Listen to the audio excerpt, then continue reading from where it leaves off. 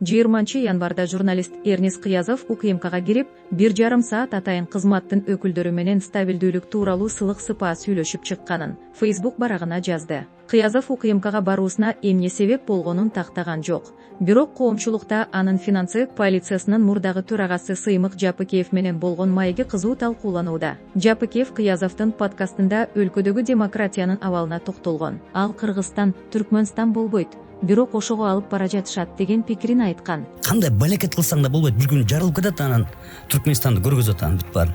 Бир жарылса Кыргыздын лидери жок эле жарылып калдылар бул элчи. Түркмөнстан болбойт, мындай бир жерин айтайын. Но ошого апарышат. Ошондой эле ал бийликке келгенге чейин президент Садыр Жапаров пикирин ачык айткандарды кечирим суратпайм деп убада бергенин. Ошо журналисттердин бир айткан сөзү үчүн куугунтук, же болбосо граждандардын бир айткан өзүнүн ачык оюн жазганы үчүн куугунтук болбойт. Бирок азыр адамдар камалып да жатканын белгилеген. Азыр эң эле жакшы вариант демократия өзү. Адам укугу болуш керек. Бул адам кандай, бул Садыр айтчу эле. Мына тиги Соке Сооронбай Жээнбеков, например. Бирөө айтса эле кечирим сурата берет экен депчи. Мындай мен президент болсом мындай болбойт. Мындай эч ким кечирим суратпайм дедиле. Азыр кечирим суратпай турган камап салышпайбы, напримерчи. Эмне кереги бар ушулардайдардычы? Бир катындан деле корко береби? Динден деле мен камап эле баарын. Эмне табат аны менен? Айкөл болбойбу?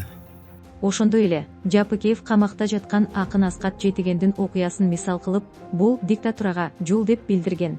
Акынды эметпейт. Акынды мындай кордош керек. Ал акын бала экен, демократ бала экен.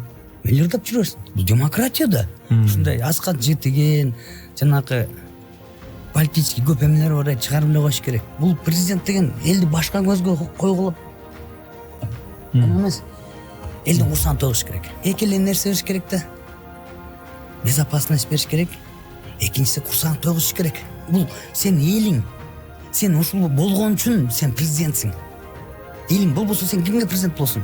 Сыймык Жапыкеев Садыр Жапаровдун тарапташы, Чоң Казак партиясынын лидери. 2020 жылдын октябрь айындагы бийлик алмашууга алып келген саясий окуяларда митингтерге активдүү катышкан. Президент Жапаров бийликке келгенден кийин финансы полициясынын төрагасы кызматына барган. Финпол кызматы жуйлардан бир күн мурда ага генерал-майор наамы ыйгарылган. 2021 жылы Ысык Көл облусунун прокурору болуп дайындалып, кийин өз арызы менен кызматын тапшырган.